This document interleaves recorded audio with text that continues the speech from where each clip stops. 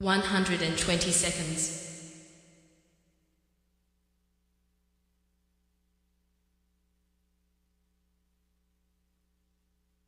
110 seconds.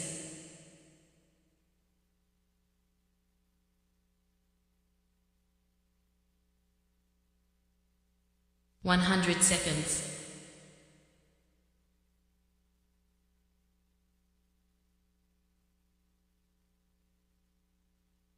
90 seconds.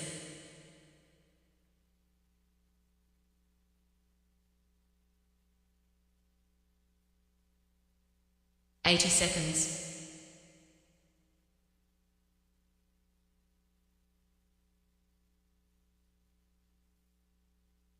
70 seconds.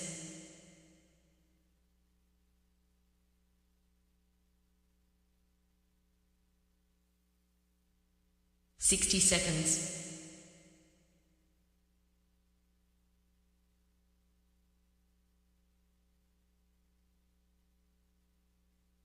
50 seconds.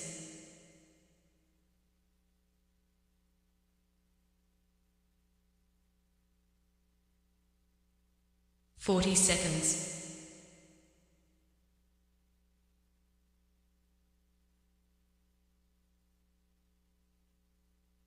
30 seconds.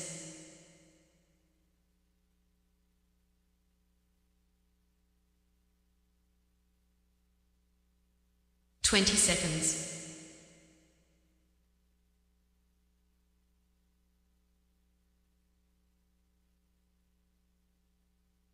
10 seconds.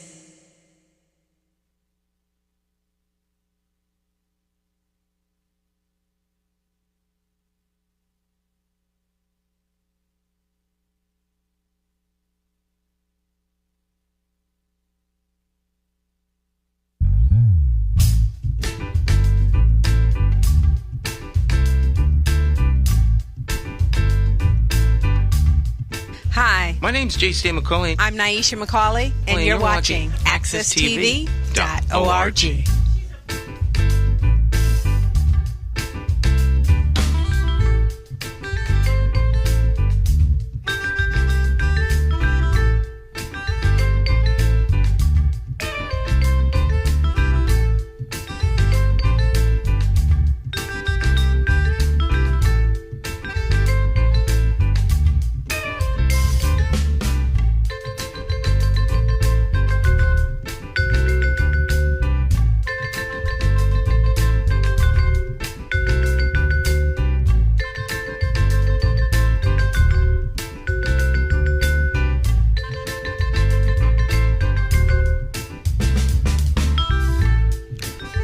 Okay, my friends, once again, it is indeed time to get our talk on. It's Morning Talk with me, your host, J.C. McCauley, along with the champions of talk in studio 1A, none other than Jonathan Small in the house.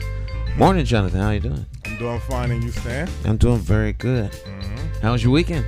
The weekend was nice. You know, you can't beat this past weekend. I mean, unfortunately, I was not able to attend the parade for the UConn Huskies. The Huskies basketball. parade.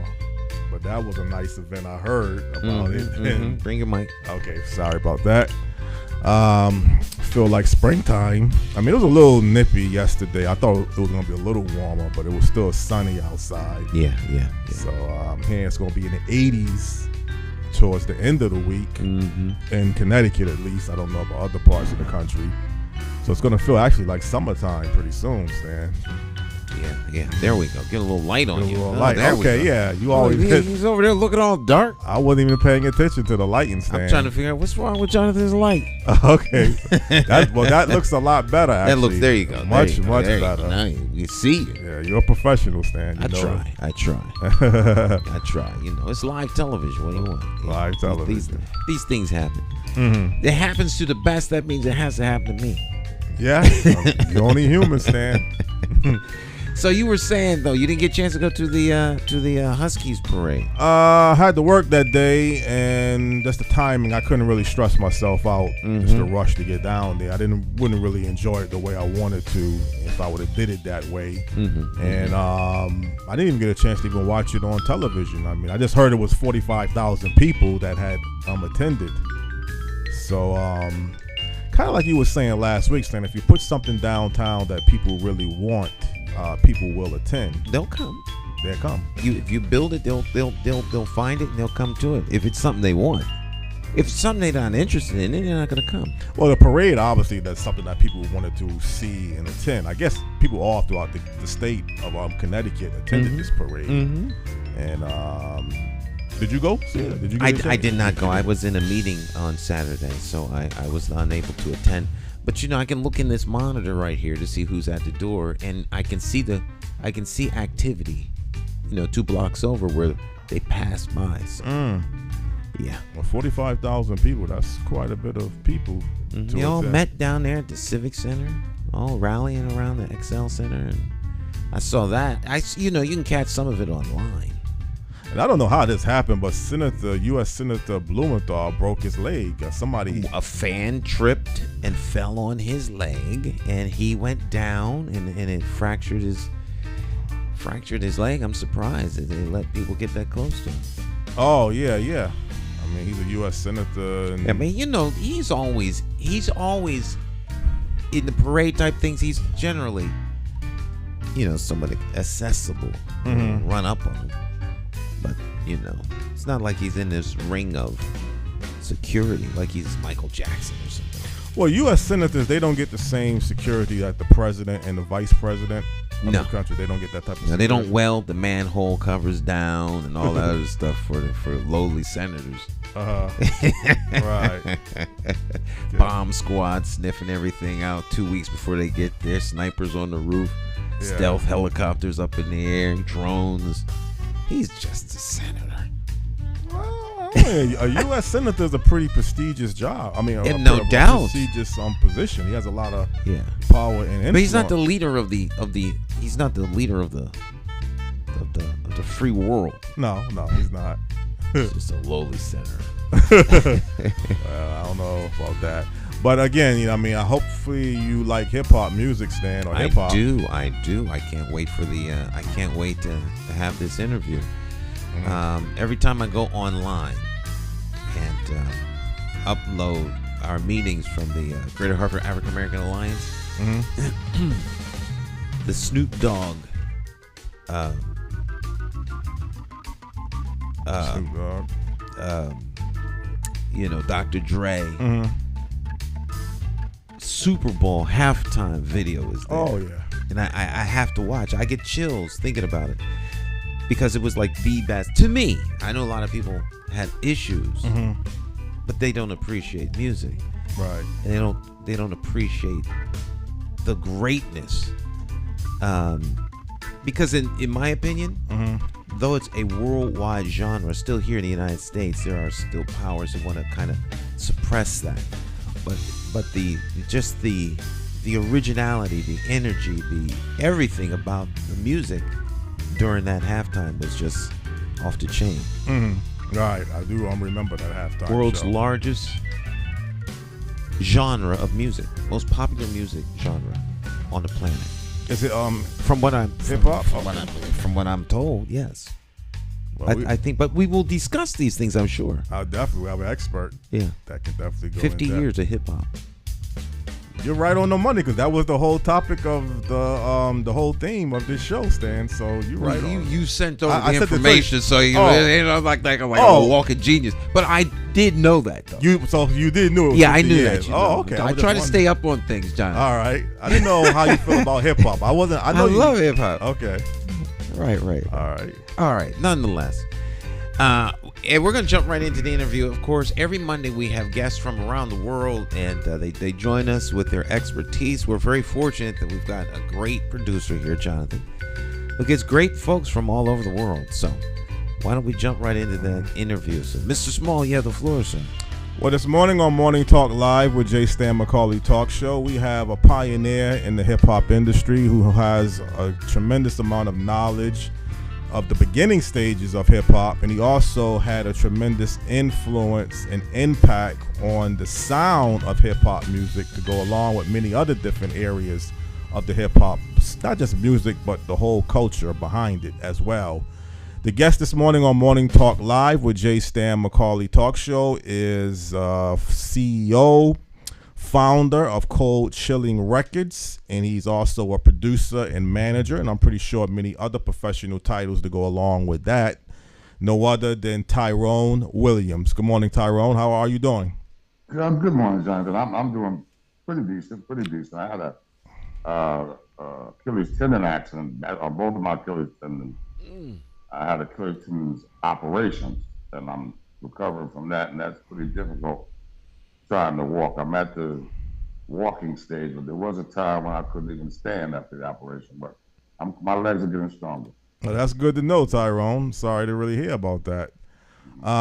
Tyrone, could you kind of let people know a little bit about yourself and background briefly before we get into our topic and topics of discussion? Briefly, most people think of me in the record industry, but I think of myself more from radio because I happened to produce the first ever hip-hop radio show. It was called the Mr. Magic Rap Attack, and Mr. Magic he's left us now, but he was far ahead of his time. He decided to take these street kids, and we were kids ourselves, really, we were in our 20s, and take their cassettes. There were no records. Before, it was pre-Rapper's Delight, so there were no records, and we would play cassettes for kids off the street. And we were on a station called WHBI, where we had to pay $50 an hour to be on. And we came on 2 a.m. But kids would tape our show and take it to school the next day. And it got to a point where if you didn't have a copy of the Mr. Magic Rap Attack, then you weren't cool. So we kind of grew by word of mouth. And because these songs we were playing, kids would actually go, songs that didn't exist, just tapes, cassettes. And kids would go to the record stores looking for them, and the record stores had no idea what they were talking about. And they would say, we heard it on the Mr. Magic Rap Attack. Eventually, we started being contacted by record labels such as Sugar Hill, Enjoy, Profile, and Tommy Lee. And they wanted to know about these songs. And we actually became an A&R source for these independent labels because the majors were not involved yet. And, we signed groups like Houdini, because we had a guy named Jalil. He answered the phone for us. He worked the rap. We signed them. We signed the Fearless Four. We signed the Force MDs. We signed the Treacherous Three. We signed Steps of Sonic, Roxanne Shante, and so on and so on. Well, Tyrone, this August the 11th, 2023 is going to be classified as the 50th year anniversary of hip-hop music. And for many people out there that's not familiar with the beginning stages of hip-hop music, before we even get to, let's say, August the 11th, 1973, what kind of led up towards the development of hip-hop music, in your opinion? Disco. Disco led to hip-hop. Disco was the music, but I want to say our disco, meaning black disco, was a little different. We played a lot of instrumentals, mixing songs. The Caucasian population wasn't even the mixing records yet. They played one record, and then they would talk, and then just like radio, and then play the next one. So because of technology, because maybe some of you can remember, I don't know how old you are, but there was a time when inside your living room you had a hi-fi or a record player. Right. It was just you put the record on what they call the spindle, and it played. And then one day, something came out called the Gerard turntable set, Mm-hmm. where everything was separate. You had a turntable, you had two speakers, and you had a receiver. And that technology, that bit of technology, allowed black kids to be creative. How did they become creative at first? They could actually record a record on the cassette deck. Mm-hmm. And that's what happened.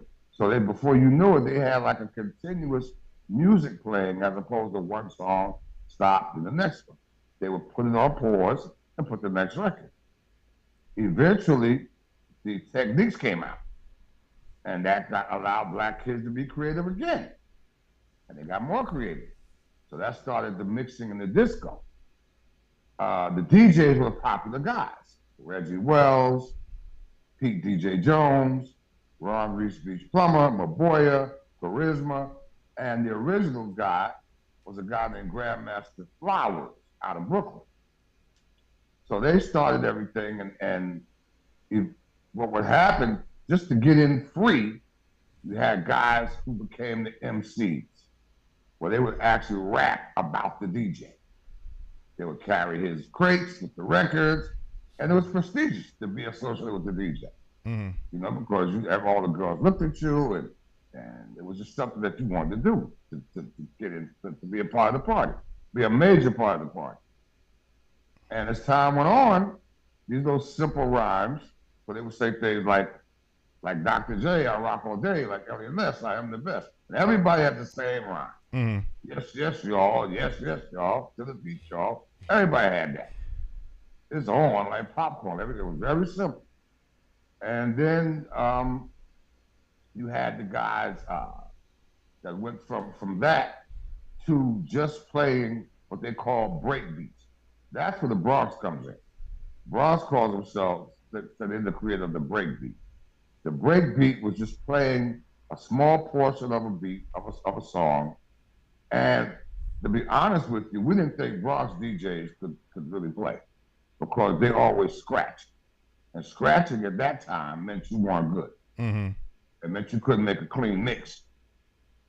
And they would scratch really by mistake. They just couldn't mix. Grandmaster Flash took scratching and made it an art form, mm-hmm. as did Grand Wizard Theodore. They made scratching an art form. All right, because they didn't have 1,200 turntables. So they didn't have pitch control. They have belt drive. When you have, I don't know if you know the difference, but belt drive turntables, if you try to put a record on, it has to catch up. So it would go, good times. It would always drag. Mm-hmm. It wasn't like, there was no pitch control. So in the Bronx, they had belt drive turntables. So they would have, so it was never on beat. If you were dancing and they changed the record, then you would have to stop and dance again. Right. Well, Tyrone, excuse me, Tyrone. One thing about what you're saying about how hip hop got started and got developed, getting to August 11th, 1973, this so-called party, and I think it might be a lot of sometime misconceptions who really created hip hop. But let's just say, for the sake of it, the South Bronx DJ Kool Herc gets credited as being the first real hip hop record, or however you want to classify it. But what led up to this particular event that gives the credit to the South Bronx and Kool? Well, listen, mm-hmm. I have a problem with that. I go along with it because we need a date. Right. We need a date. But everybody had parties in front of their building. Uh-huh. It's just that nobody went to the Bronx didn't go anywhere. Okay. So, if you're from Brooklyn, you didn't go way up to the Bronx.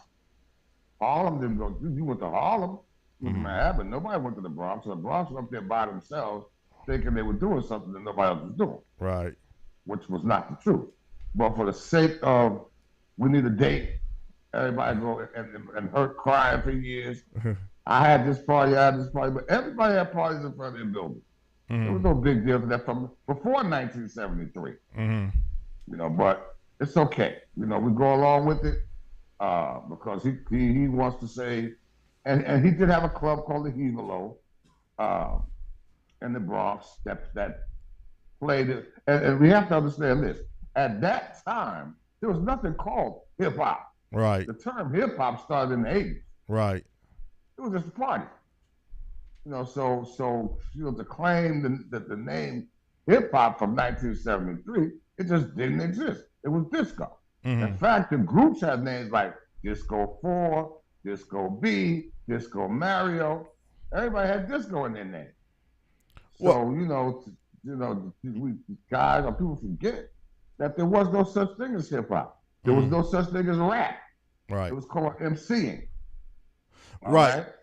And the term rap came from Sylvia Robinson because she wanted to make it palatable for the rest of the country. Mm-hmm. And when she came out with Rapper's Delight, she thought that was, and the group, the guys who were supposed to be on that song was Spoonie G, Grandmaster Caz, and Lovebug Starsky.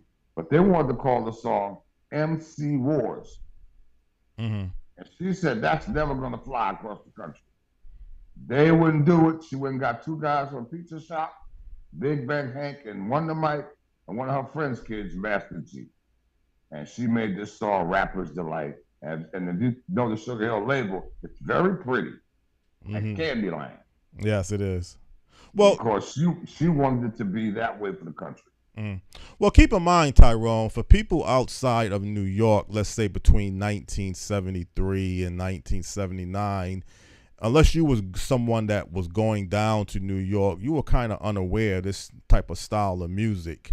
There might be some similarities. People say sometimes Parliament Funkadelic kind of had somewhat of an influence in that type of sound as well as disco. But outside of New York, throughout the country, nobody really knew this type of sound that was taking place. Well, and I can tell, I went to Howard University. Mm-hmm. Howard was the home of Parliament Funkadelic. Okay. They loved the mothership. All right. And Go-Go was there, but they loved Parliament Funkadelic more than anything. Mm-hmm. And that, let me tell you, I went to college in 1975. Right. And Parliament Funkadelic was not in New York yet. Mm-hmm. Disco was in New York. Mm-hmm. Because when I went to Howard, I was doing the hustle, dance-wise. Okay. All right. The Southern kids kind of put me on to Parliament Funkadelic and the Barcades. I knew of them. I heard of them, but I wasn't into it. None New York kids. So we got into it with the mothership. So Parliament Funkadelic, New Yorkers got on that a little bit later than everybody else. We got on the funk we had was, we had New York stuff. We had BT Express. We had Crown Heights Affair. We had Mandrill. Those were New York groups. Mm-hmm. And that's what we listened to. And then later on when Parliament Funkadelic just blew the roof off, we got on that. So yeah, I understand what you're saying about Parliament Funkadelic, but they weren't a part of hip hop at first. Part of the rap explosion, right? MC explosion. Well, it's kind of strange because as a kid growing up in the 70s, my babysitter and their family, they was into this Parliament Funkadelic, and they would go out of their way. They would love to go to their concerts. All of the music that they were playing was the bulk of Parliament Funkadelic and this type of sound. So it's kind of strange here in Connecticut. I don't know if we were more in the Parliament Funkadelic or not. Stan, do you remember Parliament Funkadelic, that funk group? Yeah. And that sound? I do. I can't remember in terms of when it was popular relative to other stuff. Yes. But they were flash. The only reason I know was when is because it's when I went to college. Mm-hmm. Mm-hmm. And that's, I know when I went to college, and I know what was going on in New York when I left, and I know what was going on in D.C. when I got there. Right. All right. And I was telling you, Jonathan, I worked in Hartford. My first job was at Aetna Life and Casualty up in Hartford. Mm-hmm. So I got to hear what they were into also. And you got New York. New York was different than everywhere. Right. New York just was its own self. Disco wasn't really crazy around the country like New York. Mm-hmm. People weren't doing the hustle like New York. The hustle, if you couldn't hustle when you went to a party, you damn near couldn't dance. Okay. Right. You know, the guy who could hustle the best got all the girls. Right. Right.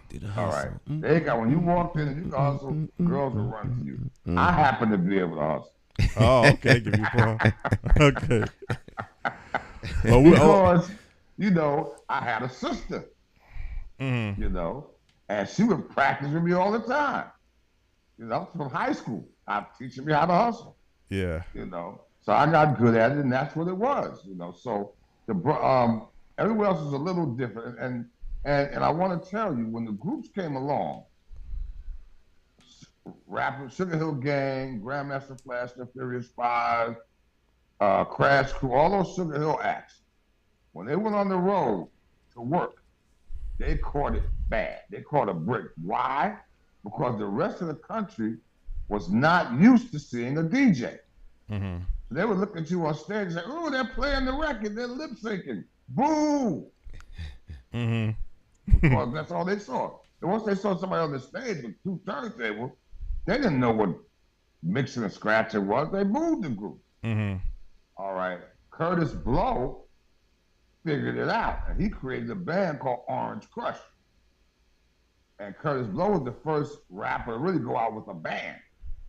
And if you can think of his song, "These Are the Breaks," you can hear the band. Right. Christmas Rap and all that. That was Daydreaming. That was, you know, Curtis Blow is the one who took the first one to go out with a band and a DJ. But yeah, the rest of the country was not ready for rap, and in particular didn't like it. When they accepted it, was when the 80s came along. Roxanne Shante, Run DMC, that LL coming along, that era. That's when they accepted it. But when we were on the road, we used to have to teach the market what a DJ was. Marley Marl was our DJ. Mr. Magic was always our host. And he would say to the audience, "That's a DJ. His name is Marley Marl. Who knows what a DJ is?" Right. Really. And then he would say, "Marley, show him what a DJ does." And Marley would mix some records and scratch some records together, and the crowd would like it. So, and then Roxanne Shante was the main attraction, but you had to teach the audience what a DJ was. And as you went around the country, so they were not prepared for it. Well, let's not, I mean, obviously when you get to Roxanne Shante, Houdini, you're talking more my era, and I can definitely say it was very popular, and that's when the generation going into the 80s really started to gravitate to rap music. And like you say, before that gap period, let's say between 1978, 79, maybe to 82 or 83, it was still developing throughout the country. Right. Up until Africa Bambaataa. Planet Rock. Planet Rock, right. Very, up until that, and there was a guy named T-Ski Valley who had, what's the name of the song? Something, The Beats. And Jimmy Spicer, that era was the beginning era of records. All right. There were guys, including me, there were people who I never thought there would be records, even when we were playing cassettes. I didn't think far enough ahead to think that record companies would want this music. You know, and then when they took the chance, or Sylvia Robinson took the chance, and then Tommy Boy, Tom Silverman in Profile followed suit. Enjoy was there too with Silverman. A lot of artists that were on Sugar Hill, they got from Enjoy. Enjoy, I want to tell you about Enjoy Records. Enjoy Records was owned by a guy named Bobby Robinson. Bobby Robinson had been in the music business for years. He was in a group, he was on Motown. He was in a group called the Contours. He managed Gladys Knight and the Pips, some other ones, all right? And he had a record store right next to the Apollo. So he would hear all this stuff in the street, because some people thought hip hop started in the Harlem because of Bobby Robinson. And Bobby Robinson was the first one to tell these kids, "I tell you what, bring me your cassettes and I'll pay you 50 cents for every one we sell out of my record store." And in the back of his record store, he basically had pressing. He had a pressing machine. He could press these records. But Bobby Robinson was like this. He wasn't a guy who would take you national, but he would build you up big enough and he would sell your contract, i.e. Gladys Knight and the Pips. He sold them to Motown. Mm-hmm.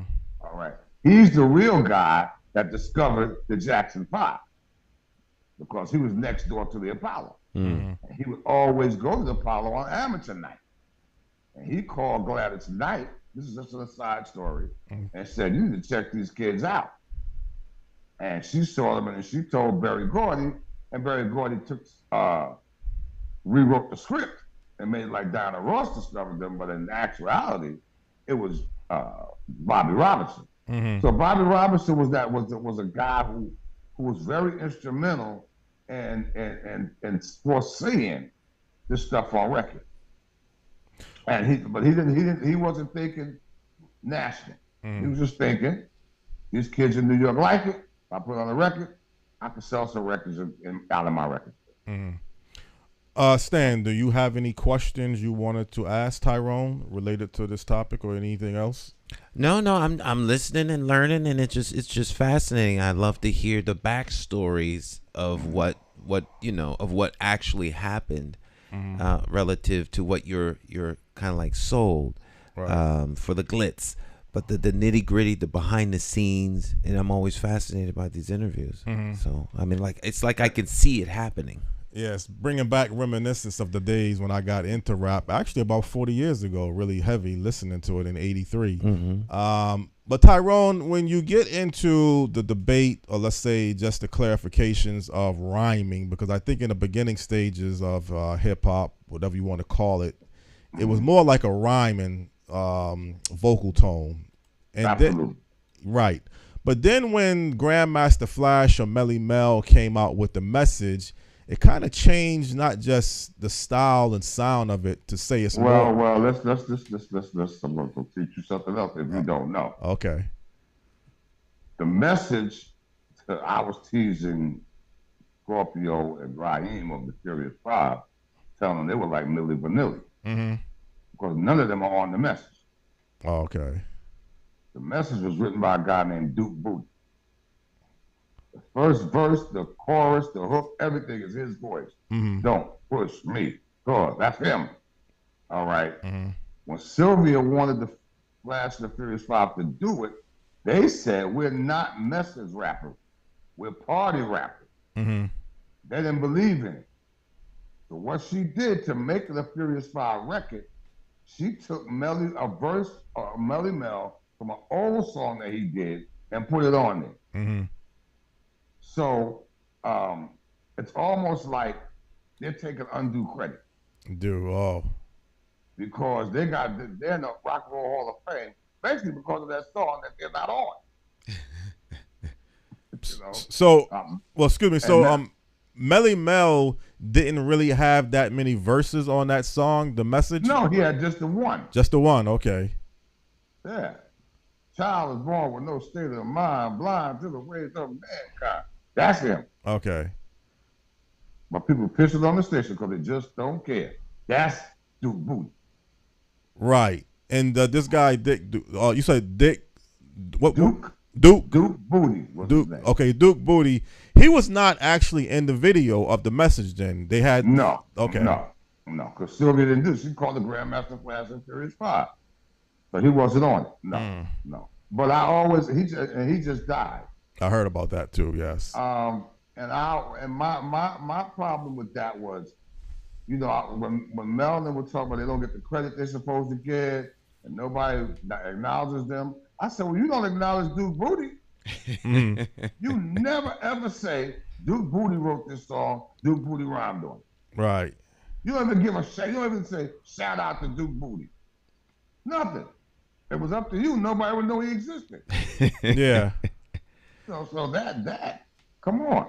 You gotta give credit where it's due. Right, Duke right. Booty had the idea, and that's their big. That made them. Mm-hmm. That made them. The other stuff would have kept them local. Well, also again, the whole message of Duke Booty, you know, that the consciousness was never done on rap up until that Never. point. That record was the first record my mother liked. Mm-hmm. That was rap. Right. Adults liked that record. Everybody, because it touched something that everybody went through. Mm-hmm. You understand? Everybody can understand the hard work and the stress and the going to work and trying to raise kids. Everybody can understand that. Mm-hmm. And then after that, shortly, Run DMC kind of popularized rap with the image of the leather, the Adidas. Well, that's Russell. Russell, okay, Russell Simmons. Right. Well, at this point in time, Russell Simmons, because there was a downtime. I want to say in hip hop, briefly. By this time, me and Mr. Magic and Marley are on a major station. We're on WBLS in New York. Mm-hmm. And I want you to understand this. To Magic, hip hop was his baby. He was determined to spread it. All right. Now, we're still the only one on radio, except we're on a major station. But if you can understand this, here we are at a station where they got us, the program director hired us. And they hired, and at the same time, which is crazy, I was doing news and sports. So I was the on-the-street young cub reporter. And I also covered sports because I was ambitious. I was all over the station. But if you can imagine being on a station fighting for a station that doesn't like you. WBLS, the most of the people there, the powers that be, did not like rap. Mm-hmm. If I didn't have an FCC license, we couldn't have been on the radio. Mm-hmm. Because in those days, to be on the radio, on the microphone, you had to have an FCC license. Mm-hmm.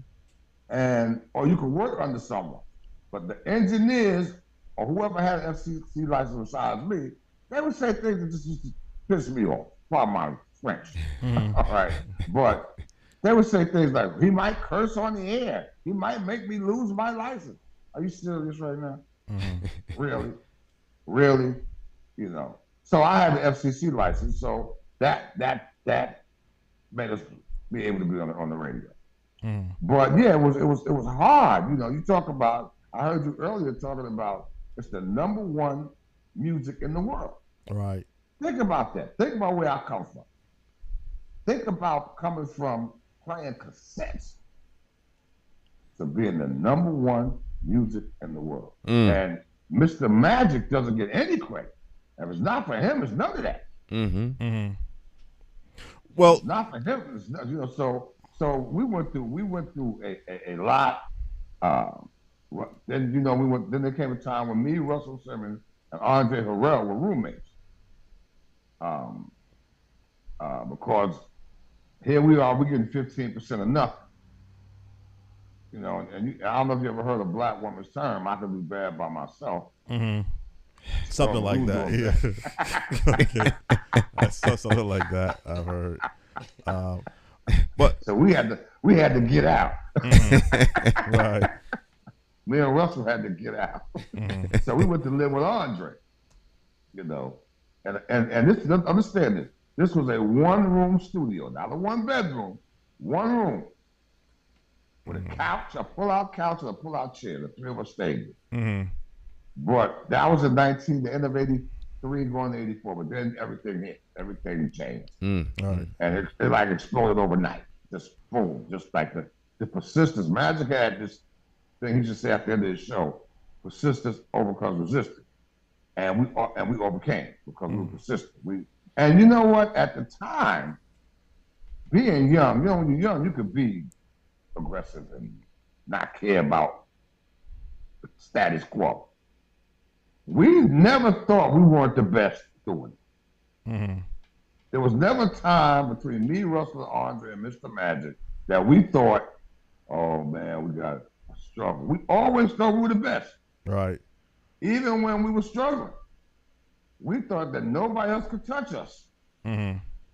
And that ego made us just keep moving and not even pay anybody else's attention. We thought it was their loss. If they don't know about this hip hop, it's their loss. And so then Joey was Russell's little brother from Run DMC, Simmons. Joseph Simmons, right. Now, Joey used to also be with us at the Rap Attack. We used to have what we called the Juice Mobile, because Magic was known as Sir Juice. So we had a band called the Juice Mobile. And Joey used to ride around with us. We used to call him at that time the son of Curtis Blow. I heard about that too, yes. Or DJ Run. And the son of Curtis Blow used to ride around with us. And then Russell got an opportunity through Corey Roberts to make a record for his brother. DMC wasn't supposed to be involved. It was just supposed to be Run, not DMC. Not DMC. All right, but somehow DMC ended up at the studio and they did it together, which is the best thing they could have ever done. Run DMC was the first hip hop superstar. They were superstars. They were we started doing arenas. Now I'm sure you've heard of the Chitlin Circuit. Old soul groups, they did the Chitlin Circuit. Well, rappers did the skating rink circuit. Right. That's what we did, skating rinks. All over, everywhere we went was a skating rink. Occasionally, you got some place like the Apollo or the Howard Theater in Washington. Occasionally, you got a theater. But for the most part, we did skating rinks. A guy from Atlanta named Ricky Walker. Have you heard of the Universal Circus? Universal Circus? Universal Circus. Soul Circus. Well, you heard of it, Stanson, like you agree. I haven't heard of it, You've heard of it? Yes. Okay, well, the guy who owns the Universal Circus, he was the first guy to take hip-hop to major venues. There was a guy named Ricky Walker from Atlanta. He came up and he came to the radio station. And he said he could take Houdini, Run DMC, and Curtis Blow to 20,000 seaters. Mind you, remember, we're only doing skating rinks. Or big clubs, maybe 2,000, 3,000 people, maybe. So he comes with this idea and he sells it to us. So I can take you to all the major arenas. And he called it the Fresh Fest. And he took the Fresh Fest out, and it started out with Curtis Blow, Houdini, Run DMC, and the Fat Boys. The Fat Boy. I knew you were going to say the Fat Boys. Fat Boys. And then eventually, then they added Shantae. And as we would go to different parts of the country, we'd pick up local artists. And Jermaine Dupri was on it too. Jermaine Dupri was a dancer, a little kid, like 10 years old, dancing. He was the dancer with Houdini because he was in the video. The Freaks Come Out at Night, and that video. Yeah, no, he wasn't a dancer with Houdini. He just did that for that video. Oh, okay. He wasn't. He wasn't really a dancer. He was Michael Malden was the stage manager. Jermaine Dupri was his son, and he pitched Ricky let his son dance on the show. Right. Excuse me, Tyrone. Actually, who were the dancers from Houdini was actually what's the Cliff group? and them. Say that again. Cliff. Well, that started. No, listen. UTFO. That's what I was going to say. UTFO was part of the Mr. dancers. Magic had a contest. All right.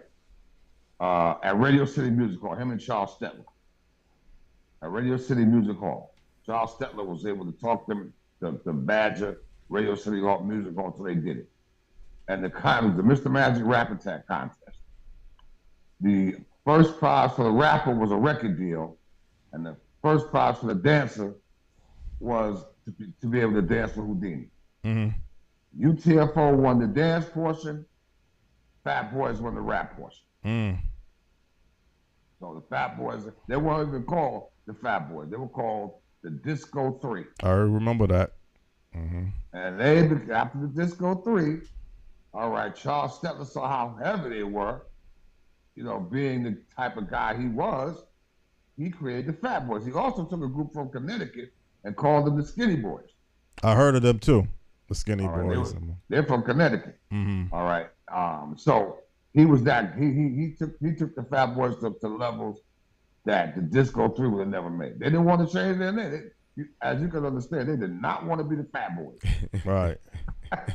Well, I tell you, in that era, that 83, 84, 85, 86 era, it was either in Connecticut and Hartford area, you either you loved them all, but if you had one favorite, it was either the Run DMC, Houdini, or the Fat Boys, and maybe Curtis Blow too to some degree. Curtis Blow, yeah, those they were the biggest. The biggest ones. They were the biggest. They were the ones on the Fresh Fest. Mm-hmm. All right. And at that time, Curtis Blow was the king. Mm-hmm. Right. Curtis Blow was the king. He was it. He made the song of "I Rule the World." He was, and Curtis Blow is the only rapper I saw at that time get away with singing a song, and everybody loved that song. Right. The song was called "Daydream," and "Daydream" was a big record, and then people loved that record, and nobody said anything about. Hip hop was really peculiar about getting out of the genre, but nobody said anything about that. Mm-hmm. Girls loved it. Well, I tell you, Tyrone, I mean, your record label, Cold Chillin Records, some people say, and it could be debated, that 87 to 89 period was the best sound in hip hop history. If you really, and some people even say 1988 was really the best year of hip hop music. Well, you know what? Listen. By the time Roxanne, I want before I get to that, I want to tell you about Roxanne Shante and how she came about. We left WBLS is August of 1984. Mm-hmm. The Rap Attack is getting 35 shares. That is huge. And for you to understand how big it was, I'm sure you've heard of Don Imus or Howard Stern. Yes. If any one of them get a 10 share, they have a big party. Magic was getting 35. So we go in August to renegotiate. It's time to renegotiate.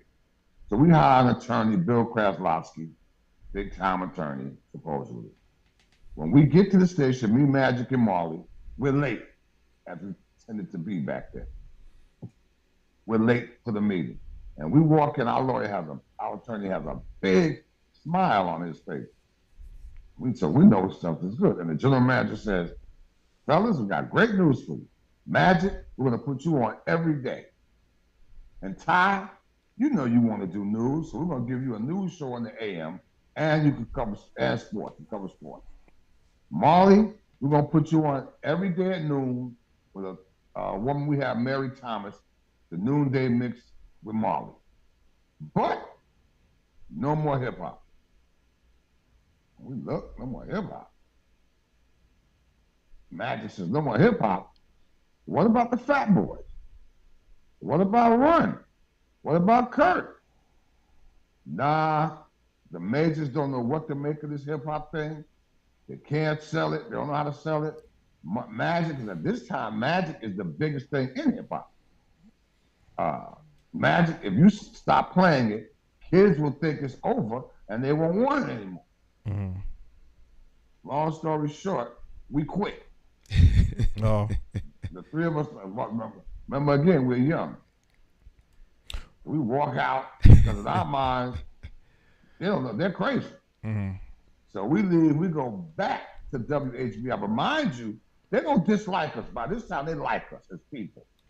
So they call them my grandmother, Magic's wife. They're losing their minds. This is the opportunity of a lifetime. Mm-hmm. Why would they want to throw it all away for this hip hop? And you get home, my grandmother's calling me, my girl is on my neck. Are you stupid? And that's what it was, and Marley's mother, his sisters, everybody was crazy. Right. We went through with it. We went back to HBI, and quickly, we had no money. Quickly. And because now, I will say this, the $50 an hour, as a matter of fact, by this time, it's $75 an hour. But that's okay because the independents, they paid for us to be on the radio. Sugar Hill, Profile, Tommy Boy, Select. They paid the on-air time. We were on 10 hours, so they paid that $750 a week. Mm-hmm. So we have to worry about that. But that wasn't paying us. Mm-hmm. And it was I didn't have time. There wasn't a longer period of time yet for me to get sponsors. So we were really struggling. UTFO comes to us with a song called Hanging Out. It's singing. Mm-hmm. On the B side is a song called Roxanne. Right. Magic says, this hanging out, I don't like that. This Roxanne record is it. No, Magic, no. They're not playing rap on the radio no more. You gotta be singing. Needless to say, Magic plays Roxanne, it blows up. So they know we're starving. They promise us a free show where we can make money before Christmas. Ty, just go find the venue and get the date, and we'll do it. This is them and their manager. His manager's name was Steve Salem. He has since passed on. I get the spot called Broadway International, the date. I call the manager, and I'll never forget it. He said, we don't have to do a show for you anymore. Kiss just added our record. Mm-hmm. It was like somebody shot me in the heart. You mean Kiss radio station when you Kiss say radio Kiss? station. Yes, okay. Kiss FM. Kiss FM. Yes. Kiss FM just added our record. I'm like, oh my God. So I go to the station that night. Magic and Marley are waiting, find out all the particulars, and they said they're not doing it. What? Oh God. So we take Marley home. Now, mind you, we're on the air from 2 to 4. We take Marley home. He lived in Queensbridge Projects. We take him home. We're in front of his building talking about it. How the hell can UTFO do this? All of a sudden, there's a little girl standing there. And she says, out of her mouth, why don't y'all let me make a tape dissing them? Yeah. And I look at her, I say, first of all, how old are you? And what are you doing outside at 4 in the morning? It's going on 5 now. And my mind is saying, go away, little girl. We got bigger problems. Mm-hmm. The next night, Marley Marl comes to the station. He says, Ty, remember that little girl who was out there? Check this out. And he puts the cassette in. And he goes, well, my name is Roxanne. Now, don't you know, I just a cold rocker party when I do the show. And she just was, wow. Mm-hmm. And we played that. And the city went crazy. At the same time, there was a label called Pop Art Records in Philadelphia. Dana Goodman and his brother Lawrence owned it. Dana got us a job in Philly at WDAS. Mm-hmm. All right, so we go that we had WDAS, and we put the cassette in. And Dana comes to the station and says, wow, kids were going crazy for that record you played. The Roxanne one? Whose record is that? So I said, well, it's not a record. It's just a cassette we did. He said, what? Nobody has that? I said, nobody has that. He asked, could they take the air check? Do you know that they pressed the air check? It's because it starts out, we used to have what we call the world premiere. Whenever we play the new record, we go a world premiere. The Roxanne's Revenge starts out like that, a world premiere. And it ends with Magic's voice going, oh my goodness. Because he said, oh my goodness, UTFO better watch out. Yeah. Now, they didn't care about a lawsuit or nothing. They put it out, didn't know the girl, nothing. Well. So now they come to New York. We got to talk, because my thing was, I don't even know her mother, you know. We're going to meet her mother. Just for her mother. Now, this is a time in my life, really. See, when the general manager of BLS offered me the news spot, he knew where my heart was. I wanted to be a journalist. I didn't want to be an anchor person because I wanted to write my own words, read my own words. Anchor people read somebody else's words. My dream was to be like a war correspondent. So it's like, at the time, I'm still thinking that. But Shantae's mother said, because she's heard me on her station, WLIB, which at the time is black news and information. So she has a special feeling about me. She says the only way my daughter can do it is if Tyrone manages her. That put me in as her manager. Because I had managed the Fearless 4 and the 417s before, which was they blew my mind. From the never manage a group. Warning, never manage a group. Tyrone, we're kind of running low on time. I'm sorry. I do want to ask a few more questions.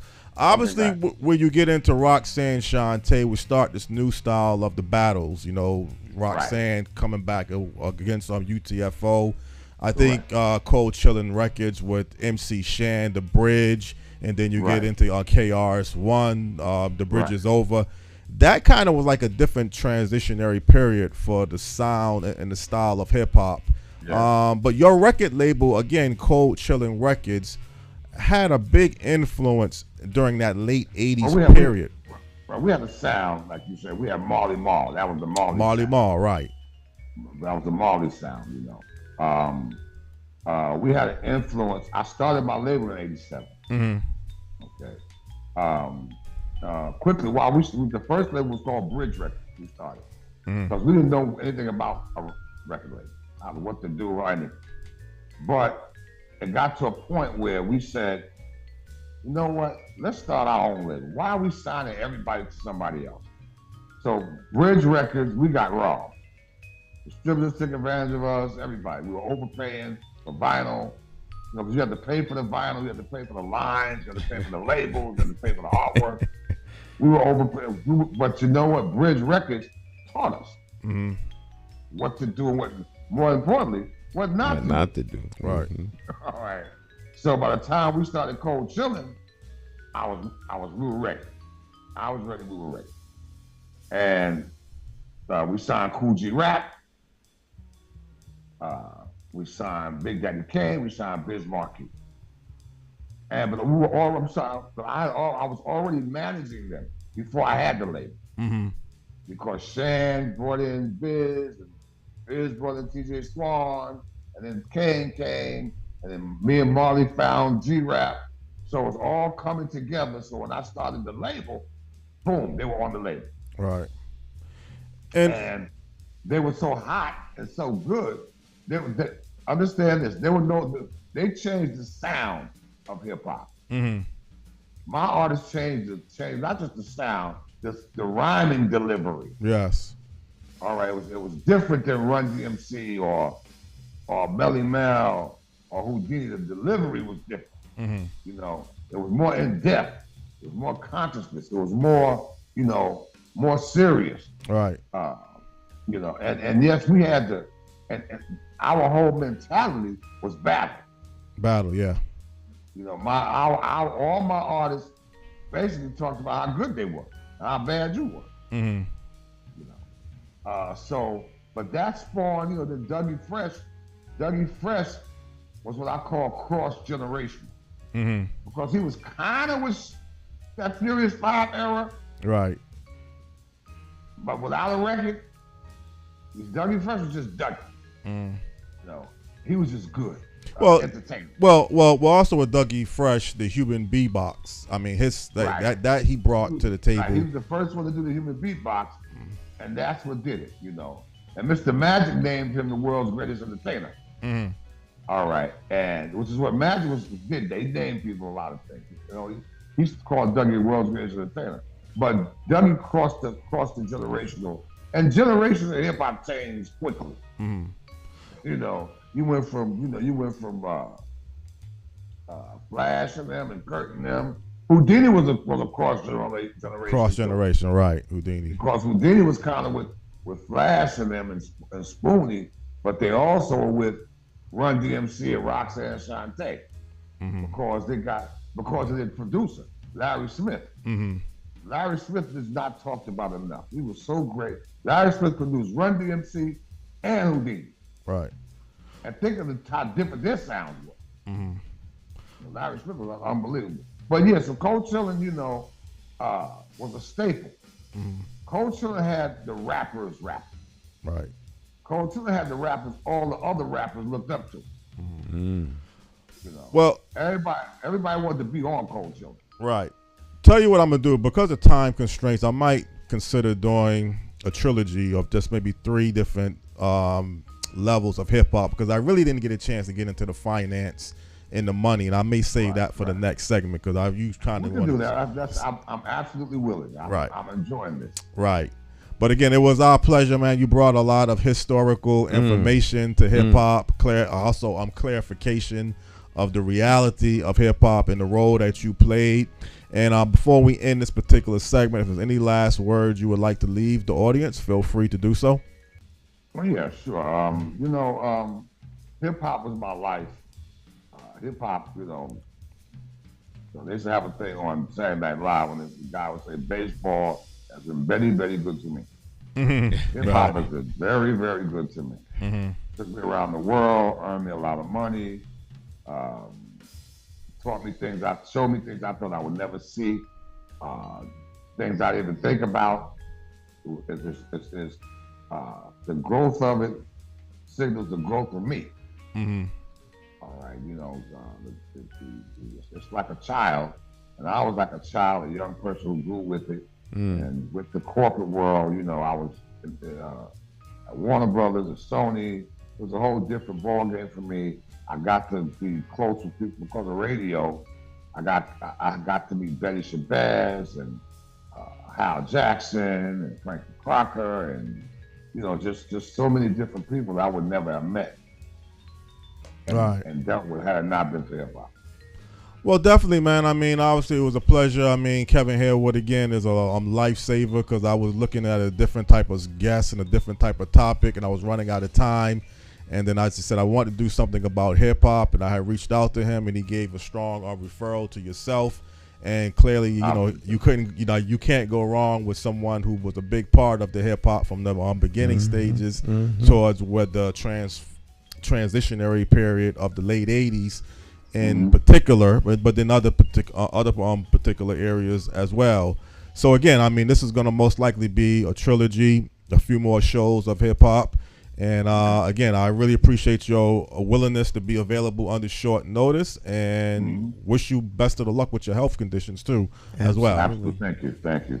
Absolutely, thanks so much for the history lesson. I can't wait till parts 2 and 3, because this is the trilogy. Dynamite. Thank you, sir. Thank you. Thank you. Okay, take care. All right, take care now. All right, bye. Fabulous. Yeah, more of a listening mode today, which is something different from me. I usually like to ask a lot of questions, but definitely more of the listening mode this morning. And like I say, with the hip hop era, it brings back some memories. Because when I was listening to hip hop, you only had really 2 stations in this area, WESU in Middletown and WRTC and Trinity College, Hartford. I don't know if you knew of any other radio stations, because K&D and QTQ and other stations really didn't play rap or hip hop in that early 80s. RTC used to be with the Thought Power crew and right. Yep. Our RTC was big, and if you was fortunate or had the strong signal TCC up in Springfield, you could listen. They had a very hip hop sound there too. But that's how I started listening to hip hop. Like he mentioned, you had the cassette player, or you had a record player, you had a cassette, and then you would just tape off of the radio. Well, for me, hip hop was Lorna's Corner. Lorna's Corner, okay. Well, she brought the video style. Right, all of the videos and everything, so. Yeah, Lorna was dynamite with the videos. I mean, interviewing people like LL Cool J and other people. So she kind of brought the video aspect of the hip hop. But before the video, like I'm saying, you had to go through the audio phase. And it's like he mentioned, it's just strange. I didn't get a chance to get into how it changed with the finance, and I really want to get into that part. But like I said, I can save that for another segment. But do you remember hip hop when you was in Pennsylvania back in the 70s? Because you didn't hear it on radio. No, I was here by then. I was here. I came to Hartford in 1979. Well, that's when it started to become more of a national figure with the Sugar Hill Gang and that song they did. But there was still a slow period, even from 79 up until about 82, 83. because you just didn't hear it that much on different radio stations. You know. Well, hold that thought, folks. Stick and stay, and we will be right back. It's Morning Talk. Don't go anywhere. Don't go anywhere. Are you ready? Coming Friday, May 5th, 2023 at 7 p.m. is the Season 1 finale of Hartford's Got Talent at the famous Bushnell Theater in Hartford, Connecticut. Talent of all ages compete for $15,000 in cash prizes and awards. Don't miss it. Hartford's Got Talent, Friday, May 5th at the Bushnell in Hartford, Connecticut. Hartford's Got Talent, showcasing talent and connecting community. For more information, visit www.hartfordsgottalent.org. How do you define evil? Is evil the pedophile school administrator or taxation without representation? Is it the gatekeeping community leaders who sell out the very people they were elected to fight for? Or is evil the politician that puts out lies and takes in cash? However you may classify evil, having to choose the lesser of two evils still leaves you with evil. Nowhere does this rule apply more than during an election for mayor. Choosing a candidate who is the lesser of two evils still leaves you with evil. No wonder so many people don't vote. It's time for the constituents to flip the script and vote for a mayor you can trust. My name is Jason McCauley. I am an independent thinker, and I approve this message. I'm asking you for your vote on Tuesday, September the 12th, 2023, in the Democratic Party primary election for mayor for the city of Hartford. I, like you, am an independent thinker. So let's sit down and talk about my path to victory and why my 5-point plan for Hartford will work. Stop listening to the uninformed evil interests that tell you I can't win. For more information, visit McCauleyformayor.com. Have the courage to vote your conscience. Vote for the name you trust and know. Vote McCauley for mayor.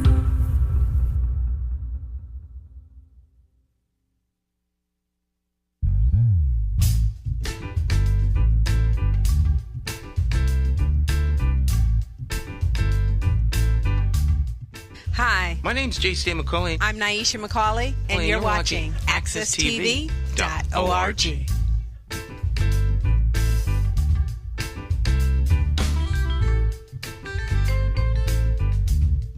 All right. Welcome back. Morning Talk live from the greatest city on earth, Hartford, Connecticut. New England's rising star. They got a new. I think they got a new thing now. What's that? Love Hartford. Well, Love Hartford. I think that's the new New England's rising star. Then it was Hartford has it, and then it finally now it's Love Hartford. And they switch these things around. Well, you know, it used to be I love New York way back. I love New York. That's days. still a brand that sticks with New York. They didn't change every 4 years, every 3 years. Yeah, but it was more heavily commercialized when it first got started. Of course, but I mean, the legacy of it is still around. I love New York. Oh yeah, that song. Yep. Oh yeah.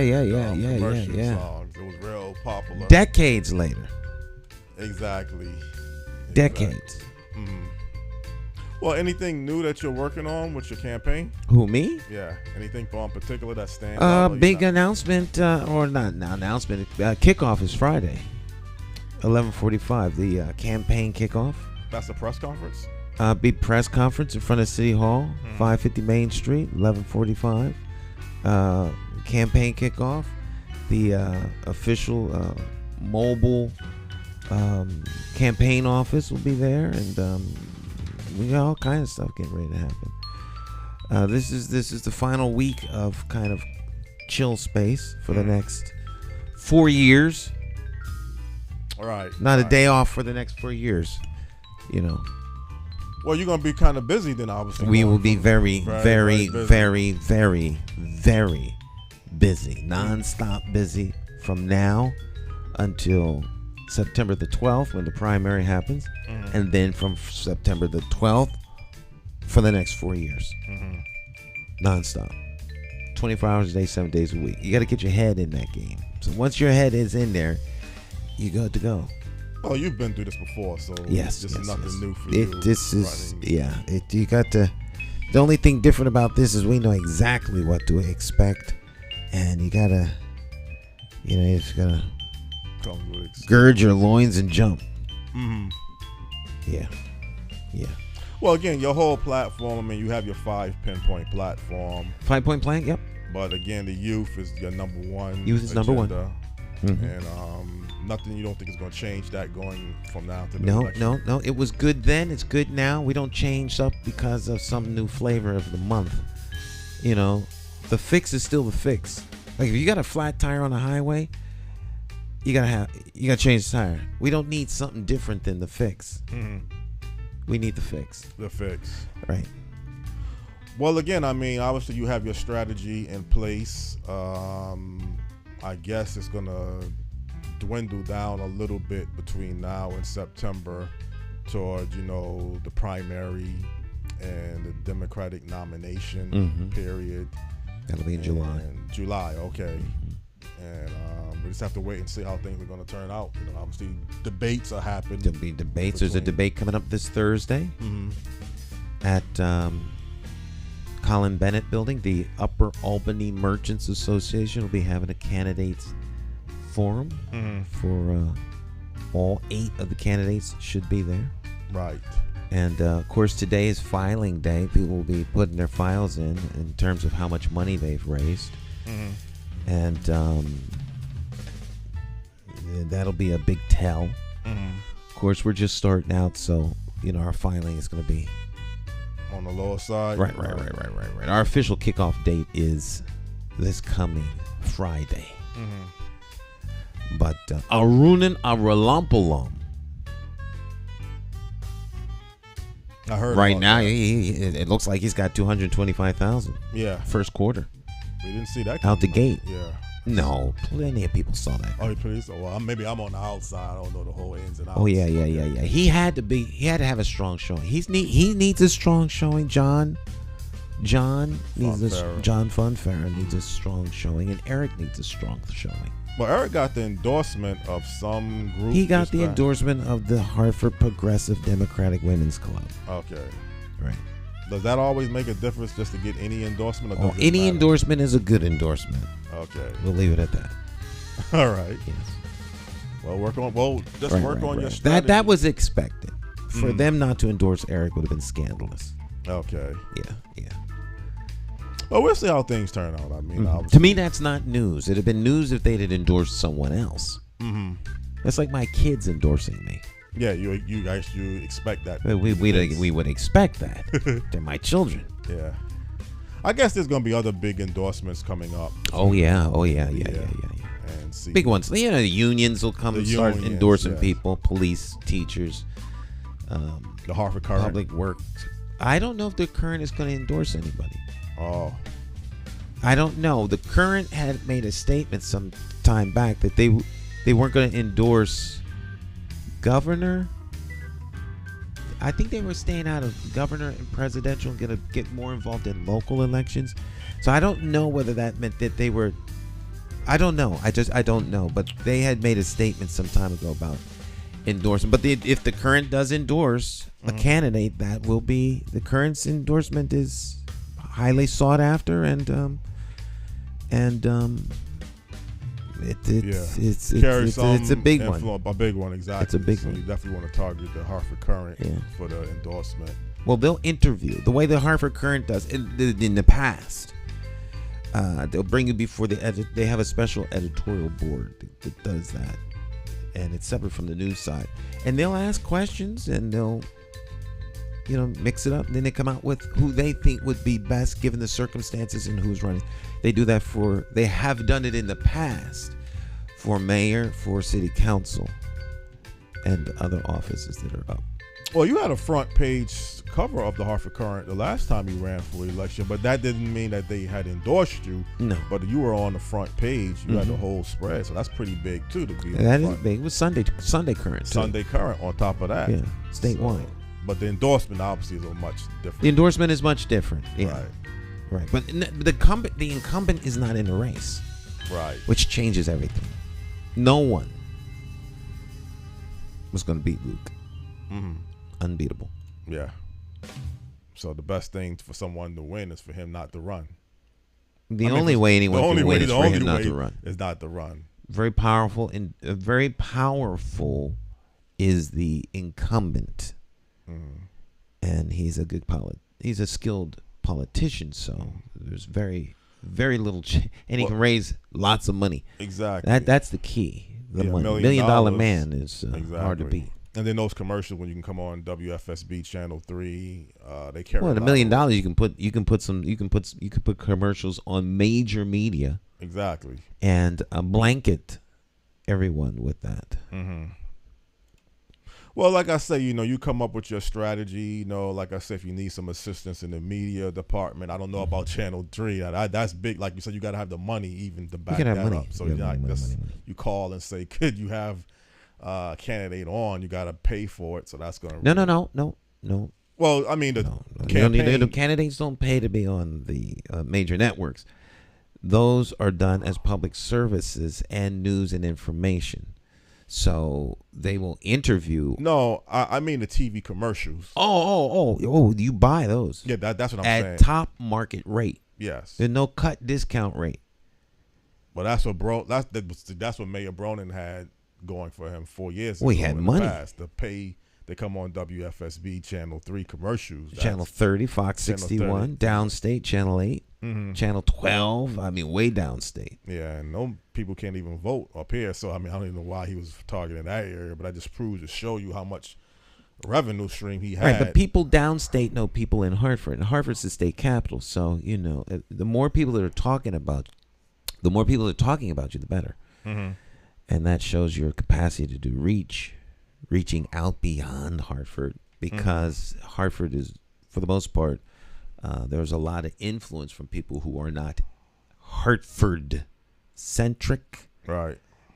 And so because so many outside forces have influence into what actually happens in Hartford, your capacity to touch those people, as is demonstrated by their willingness to support you financially, becomes an interesting and important part of the mix for political people. Right. Yeah. Well, I think at some point, man, people just want to see some action. I mean, people want to see things in place. I mean, some people are turned on or turned off by politics. Some people say rightly so. It's either you love it or you just despise it. Most people despise it. Right. They just because they find politicians to be untrustworthy and less than truthful. Mm-hmm. Right. But see, you're kind of the opposite. You're very honest and truthful, which is kind of rare for a politician. Yeah, because that means you can't be relied on to lie. Mm-hmm. Take one for the team. Well, the thing about politicians, I mean, the whole political thing is you got to tell people what they want to hear. That's what I always hear. No, you don't have to tell people what they want to hear. That's a choice. That's a conscious decision that the person with the mouth makes when they open it and stuff comes out of it. They make a conscious decision to be less than truthful. Well, when I say that, lie. I mean they're trying to get your vote, so they have to tell you what you want to hear in order to get your vote. I still challenge that notion. You be honest with people, because telling somebody what they want to hear doesn't mean that's what they're going to get. And so you become duplicitous. I can't tell you you're going to get the job, and then tell someone else they're going to get the job, and there's only one job. So I'm telling both of you what you want to hear. So that means somewhere down the line, I'm going to have to lie to one of you. I know I promised you the job, and I really wanted you to have that job. But, by the time it got down to HR, they had they're the ones that made the final decision. I was championing you because I thought you were going to be the best guy for the job. Then you tell what I said to the other guy. The other guy comes to me and says, I didn't say anything like that to him. Oh no. He missed the mark by a wide margin. I didn't even put his name in. You had the job right. I'm the one that gave you the job, not HR. That's lying. Right, but I'm saying the whole political structure is politicians to tell people, the residents, well, I have a lot of opportunities to bring jobs, better schooling, better services to your community, public safety. I'm going to attack crime.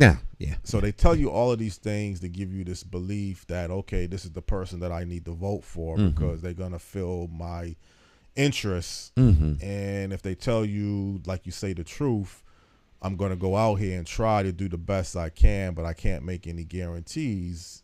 Sometimes the voters don't buy into that. Well, they want to hear you're going to do this, you're going to do that, instead of telling them the truth about what you're going to try to do. I would agree with you on that point too. But the problem is that the politicians shouldn't. If your solution to the problem is, well, I'm going to try to do the best I can do, then you're not going to win. You're not going to win, right? You shouldn't win.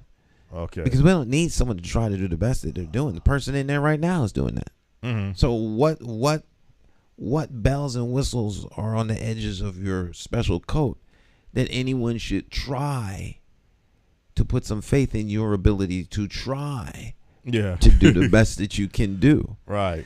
So there's nothing that really separates you from the person that's trying right now and not doing so well, because there are bigger forces at play than their willingness or unwillingness to try. So what is your plan? See, a lot of people don't have a plan. So what is your plan for the fix? What are you proposing that we do? And is it different than what's being done? What thought has gone into it? And that takes time. It takes time. It takes some ingenuity or some creativity or some thought, research, touching people that are in the city, hearing what their problems are to come up with solutions. And so because people don't come up with solutions, they tell you the things you want to hear. So back to your broader point, the one person is telling you, we're going to attack crime. I can bring crime down by 10%. Education, we're going to raise education. And economic development is going to be a main thrust of our campaign. We're going to bring jobs. And then the other person that says, well, I don't really have the power to bring jobs, so I'm going to do the best I can to make this an atmosphere where folk can come. Yeah. Both of those are problematic because one is just, Well, I think what should happen is the people in the city needs to come up with an agenda. And I would say right now, housing is one of your major problems. Just the cost of rental housing, ownership, if you're going to go in that direction. Do people really want to become homeowners in the city of Hartford?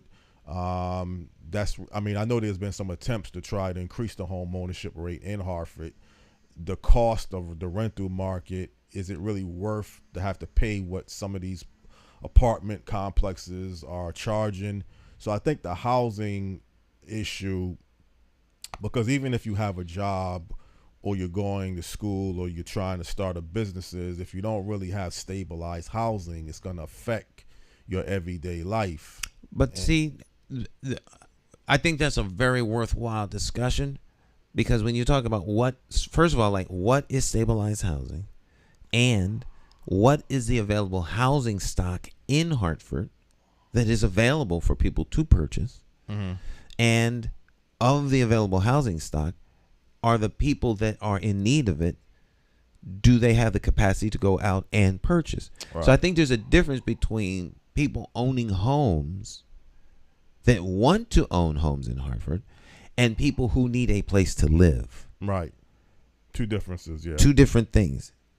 Because needing a place to live does not automatically dictate that you go out and buy a house.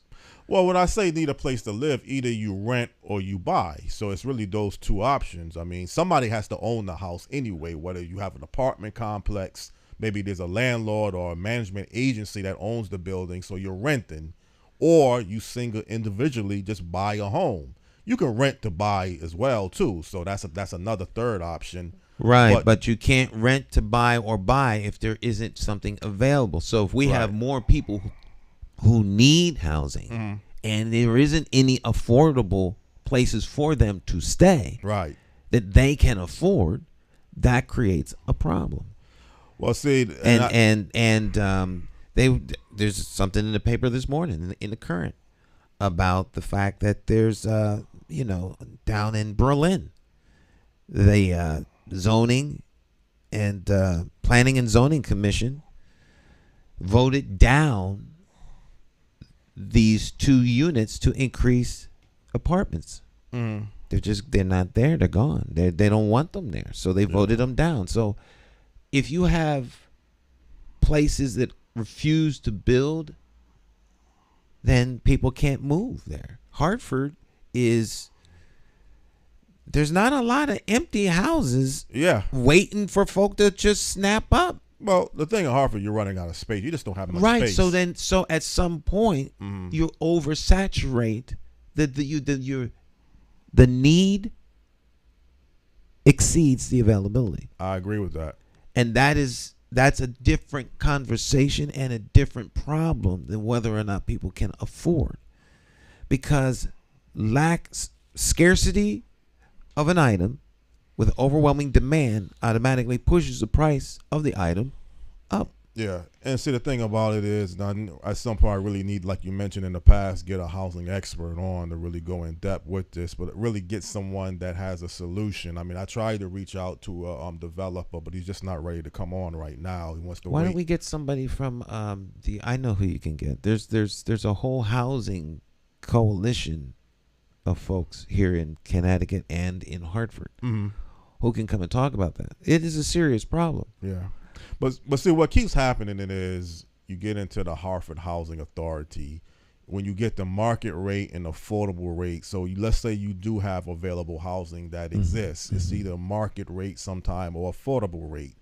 You get into the affordable rate market, now you got a long waiting list. Obviously, 2,000 people would much rather be on the waiting list for an $800 a month subsidized apartment or affordable rate apartment than be on the list for a $1,700 a month market rate apartment. Of course, Jonathan, because the person. I mean, that's common sense, obviously. Yeah, that's common sense because if folk could choose between the $800 subsidized housing, that's the same as the $1,700 a month unsubsidized housing, right? Of course, they would rather be on the waiting list. But the issue isn't one of being on the waiting list. The issue is one that you need a place to live. You need a place to live, but you can't afford to live in the market rate, and the market rate is available, but they can't afford to live in the market rate. So if we've got 2,000 units, they're just sitting around waiting for someone to move in. Is what you're saying sounds like that. I don't believe that's the case, but the way you're making it sound is that there's 2,000 empty units. No, that's not waiting for people to move in, but they can't afford them. No. So they're on the waiting list for the ones that are going to be subsidized. Well, that's kind of what I'm saying is you have the subsidized affordable rate apartments that there's no vacancy. So what happens is they ends up putting you on a waiting list. Okay, you need a place to live, like you mentioned, but there's no availability for the affordable rate apartment. So the best thing we can do is put you on a waiting list. I think what they should do, and there's a few developments that's getting out of this market rate, affordable rate, you just have one set price for an apartment. So there is one set price for the apartment, but the people can't afford the one set price. So now we have to subsidize it. The market rate, they can't afford the market rate, so now they have to subsidize. So it to the affordable rate. Your suggestion would be to lower the rates? Well, that's what's happened. There's one place that has lowered the rates. Let's say $1,100 a month, right, for working class, not everybody. And then there's still an income. So let's say that we had rent control, and the price was flat all the way across the board, $1,100 a month. Do you think that the people who could afford $2,000 a month would be able to move into the $1,100 a month Well, apartment? what happened is even with the set aside, you have I guess they call it what, income restrictions. You can't make above a certain amount. So even if you, let's say you have $1,100 a month apartment, if you make over a certain amount of money, because someone that can afford a $2,000 a month apartment has most likely more money that he can afford to pay for a $2,000 apartment. So he wouldn't be eligible for the $1,100 a month. Right, but this is a vicious circle. But the person that can't afford that, who is eligible for the rent assistance, can't get in because there aren't any units. Units, yes. Right. So the problem is one that's the cost is almost a moot point. The units aren't there. Yeah. That's the problem. Well, that's my point. Housing is a bigger problem. I think housing is much of a bigger challenge or problem than the economy. I think, and although the economy may be changing here and there, they may say that you have less jobs or more jobs, whatever. The housing seems to be the biggest one of the, well, inflation too, but that's we've got connected. You got inflation, but as it pertains to housing, the dirty truth is, if there isn't no space in the inn, you're going to have to sleep somewhere Someplace, right. else. So, yeah, there's a big problem. If everyone wants to be in Hartford, there are other places. Well, this is a national problem. I mean, I just mentioned Hartford because I'm saying if a candidate is going to be running for public office as a mayor, I would want to put housing as the top of the agenda. You say it's the youth. I can't debate you with your belief about the youth. I think that the youth is at the top of the agenda. Housing is a very important issue. It's one that needs to be addressed. I think there are multiple ways to approach this. But one thing is for certain, where there is no house, I don't know who's going to build it. The state can't build houses. The state has determined that it's better to spend its money downtown converting old office space into houses at millions of dollars a clip. Yeah. So as long as the state has decided to subsidize housing downtown that people can buy in at $2,200 a month, the little guys on the outside looking in. These are decisions made by politicians elected to office. But let me even go back. I guess I'm wrong to some degree. And you may be wrong too. There is housing available, but do everybody want to live in a bad street, a bad environment, a bad housing structure? So let's say there is a house on Baltimore Street in a high crime, high drug infested area that may help or rented for $700 a month. There's a reason why the place is available and it's rented for $700 a month. There's some problems around that particular place. So I can't say that there's no place available. There's no place available that somebody wants to live. Exactly. I don't want to go on a bus. I want first class flight from limousine. Well, I mean, No, I would say just a safe, decent place. I mean, obviously I'm not saying every place is going to be luxury, but obviously you don't want to have major issues of people blocking traffic. You can't get into your driveway. You may have to park on the street. So this would seem to me to be an issue of how do we develop community. That's the biggest and solution, at the top right. of developing community, in my opinion, never to be a humble opinion, are our youth. And the youth is like a keystone in a bridge. The bridge needs every single stone. It does. The keystone is very important, but you remove one stone, the whole bridge collapses. Well, see, so I think the youth are the keystone. That doesn't mean it's the only thing we have, because this keystone won't stand on its own. All 5 points of my plan work. They all work concurrently, all at the same time, with a focus on all. But you can only talk about one thing at a time. So we start with the youth in our conversation and our explanation. Yeah. It's not the only thing we're rolling out. It's not the only thing we're focusing on. We're focusing on 5 things. Right. And all 5 of these areas have to work. So ultimately, you want economic and community development. Community development is also human development, just like you have youth development, so that you can attack things like crime on the street, attack things like the degradation of the community. And if people have jobs, then they don't have to turn to the underground economy. You don't have to have a crime-infested community. You have a community that is self-sustaining because there are opportunities for economic development.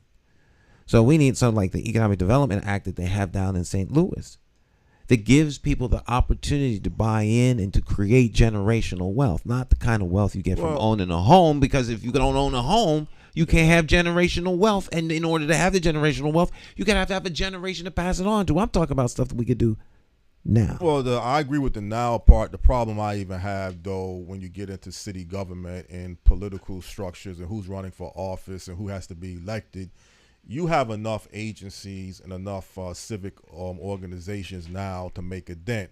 I go to the Urban League, tell the Urban League, do you have anything to address affordable housing? They say, no, we don't work in that area. We do have some home ownership programs, but we can't address. So they're off the table in terms of a resource to address your problem. Just because they're a nonprofit doesn't mean that nonprofit now has to come in, change its mission to align itself to the need of a particular individual in the community. They have a mission and a purpose. But see, here's the problem. Mm-hmm. You start to run into other organizations. The NAACP, they can't deal with that. That's not what their purpose is. But so the people that do or can deal with housing, they're gonna put you through the bureaucracy, the Halford or the Housing Authority, what's the people that build the Habitat for Humanity of humanity. You're limited now with the resources that's available. And this is where you get into the gridlock of just being another number. You go to the Housing Authority, you got to be put on a waiting list. You need housing now, and you're being told it's going to take 2 years. Right, but the person that needs housing right now, the 2-year waiting list doesn't work. So what must they do? They have to go somewhere else, Jonathan. This is not being mean-spirited. It's just a matter of. But I'm telling you, Stan, the options of where they have to go someplace else is limited and dwindling. I mean, you just like I just mentioned. Right. So you've exceeded the capacity of the city to provide housing, Jonathan. If 20,000 people somehow migrate to Hartford, where are they going to stay? Right. We don't have housing for them. So yeah, that's a problem. But maybe they could go somewhere else. It's not incumbent upon us to now find housing for people who this may sound harsh. It might even cost me the election. But the first person at the forefront of the best thing for their life is them. Yeah. They're the ones that are most in control.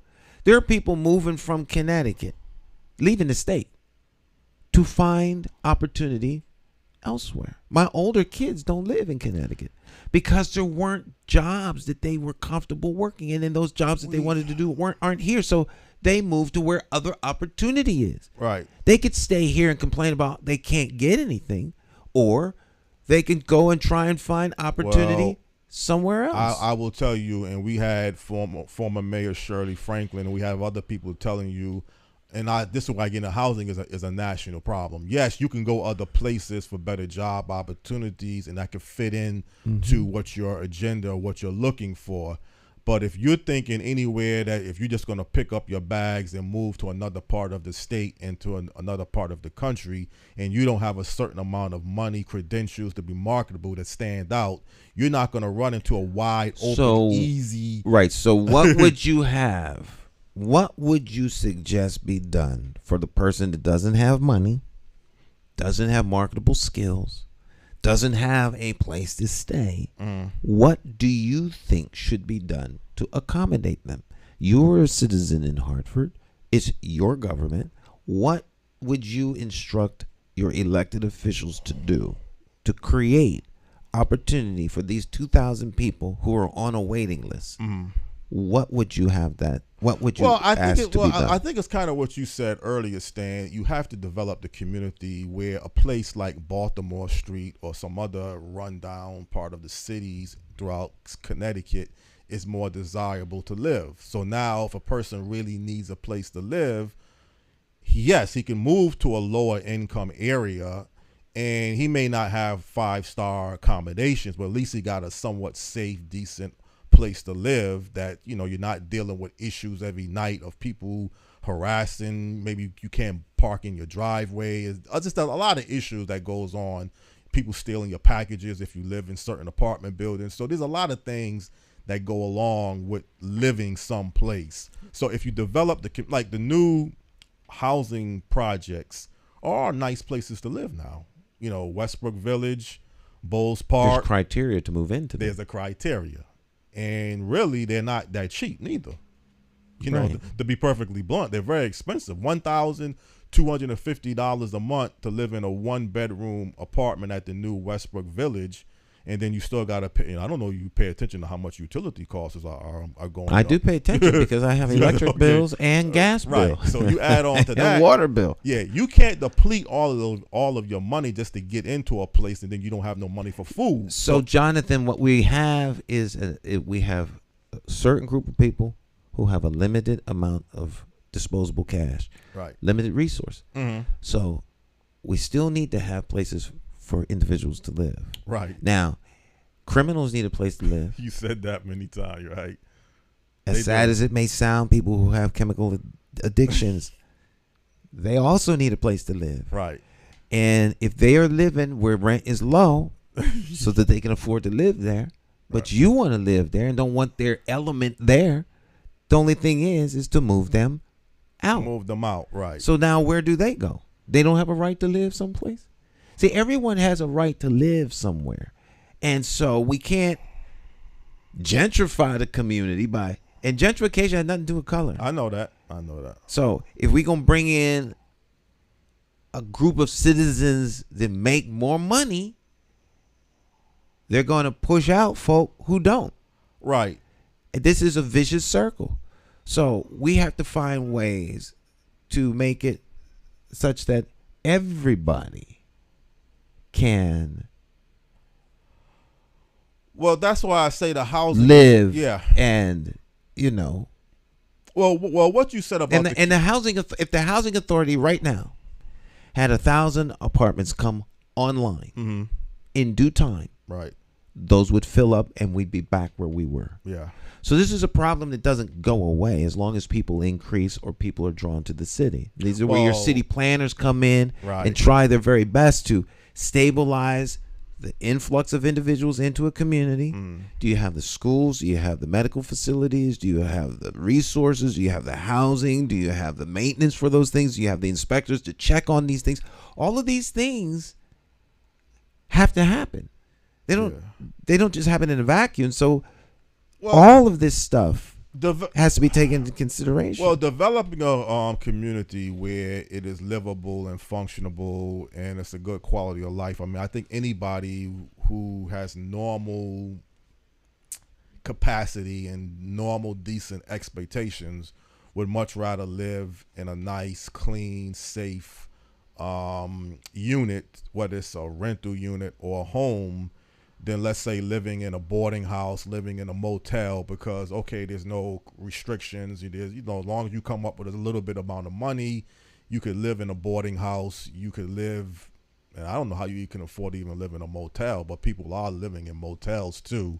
They live in motels because they need a place to live. But that's not cheap. I'm saying I understand it's not cheap, motel, Jonathan. The cost of a thing almost becomes irrelevant when you need something. Well, people need food. Yes. They don't have any money. So what do? They take the food. Your need supersedes. Well, so if you have a need to stay somewhere, out of the rain, out of the cold, then people start moving into apartments. They start moving into motels. They start sleeping in tents. You need a place to stay. Right. Once the places to stay are no longer abundantly available, we have a problem. And I think it's one that is more availability of units than it is cost. Cost, right. Because the cost becomes a moot point if they're not around. Yeah, but I'm saying, even if the availability, what you said, is critical, but if you have available units and it's jacked up at a rate that people who need housing can't afford, it doesn't benefit the person if you have abundant available downtown housing apartments for $19,000 and $2,000 a month, and you as a working person are not eligible. The place is available. It's just not available for people that make that limited amount of money. So it is available. When they say affordable housing, that's the problem. We don't have enough built affordable housing. You may have more market rate housing being developed or planning to being developed quicker than you have affordable, and they call it affordable rate. That's kind of the new name that they call it. It used to be low income. Now it's switched somewhat to affordable rate.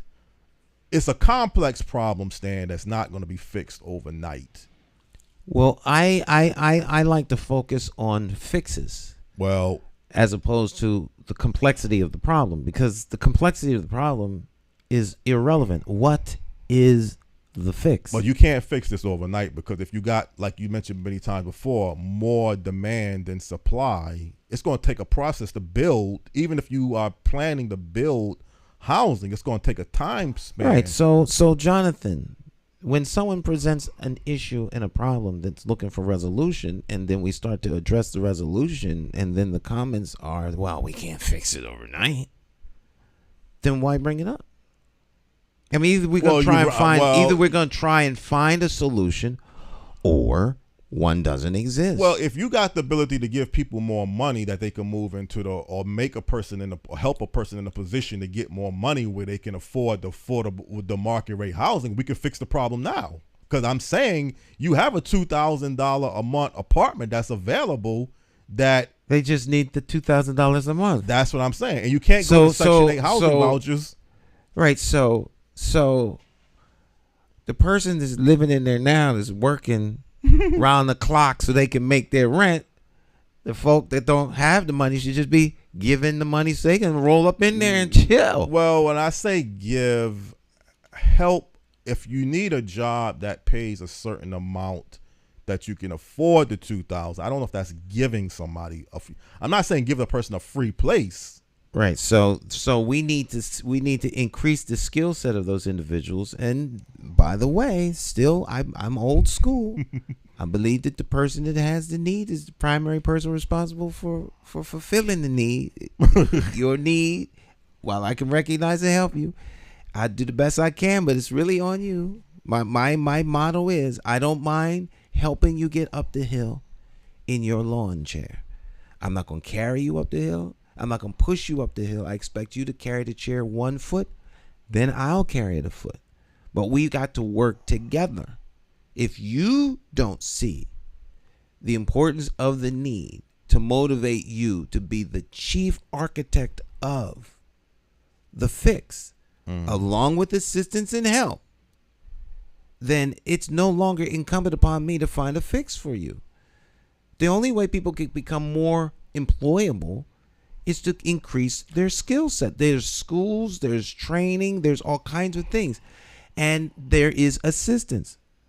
But what you're talking about, getting into a $2,000 a month apartment, I don't live in a $2,000 a month place. What I'm saying, Stan, is that's expensive. Those are available right now. You're saying we have a problem right now that people need. Oh, I'm saying, and you're agreeing to some degree, telling people 2 years from now is not helping a person right now. So if all of the affordable rate units are filled to capacity and there's a waiting list for 2 years, that's not helping you now. And if you have the market rate that's available right now, but you don't have the means to get into the market rate, the problem hasn't been fixed. And what you said about you do need a place to live, yes, that's never going to be not addressed. But where you have a place to live could be, like you mentioned, a sleeping tent. It could be a car. It could be staying with some friends and families from week to week. On the street that you mentioned where the rent is $700 a month. That too. That has some available units. Right. So we do have $700 a month available units that people don't want to stay in. And we have $2,000 a month available units that people can't afford to stay in. And there's a legitimate reason why people may not want to stay in the set, but that doesn't change the fact that they need a place to live. Right. You see the circular?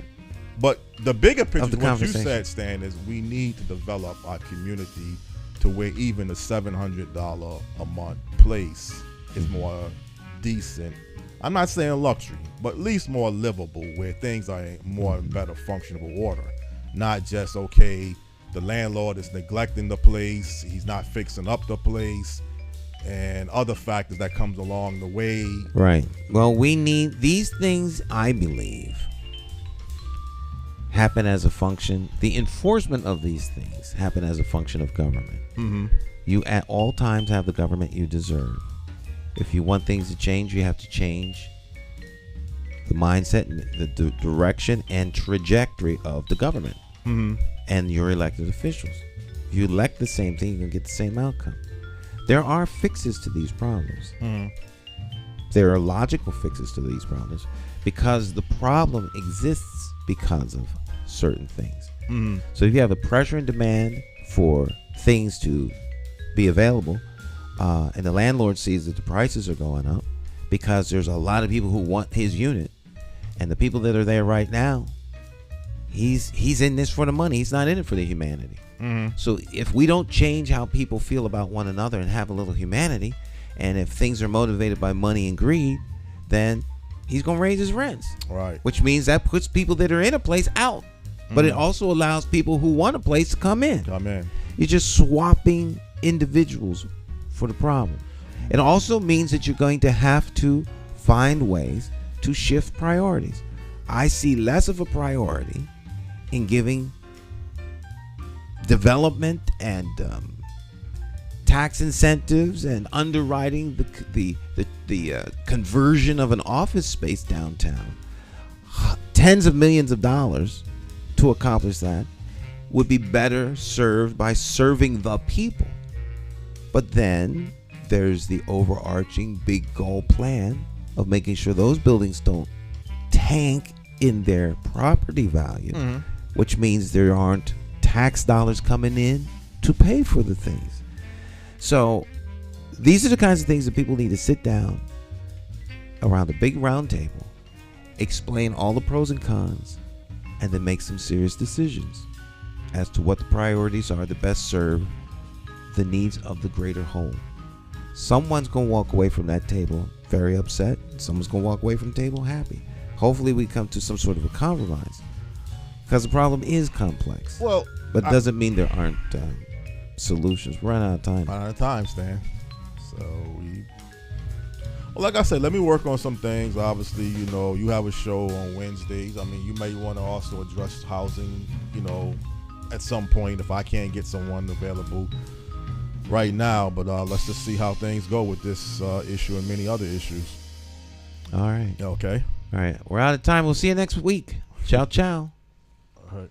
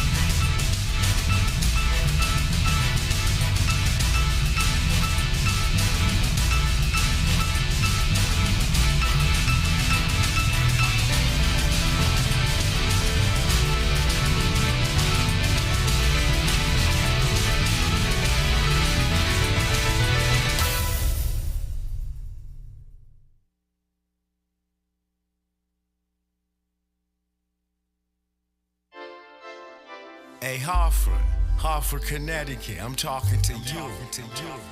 We gotta get out and vote. Vote for Stan McCauley. It's our time. We gotta rise up and take it back.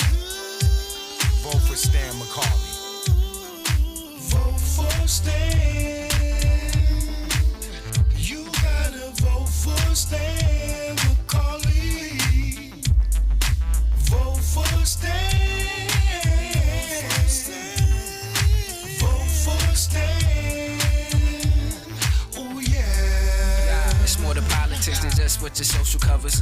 And it ain't somewhere written down in bold letters. Don't just take my word for it, do your research. Think of your future, look at your bigger picture. Shooting tie, clean up, unity for the righteous. Plotting on action, hands on access.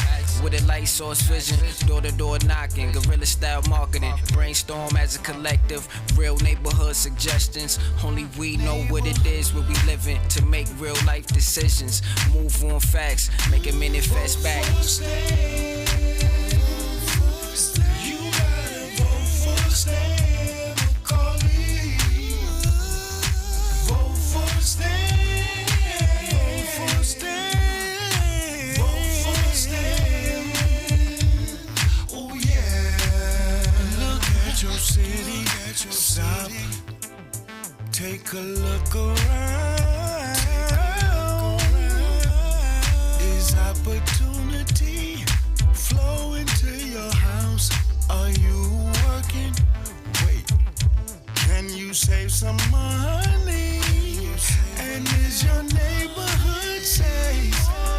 Or is it a homicide every night?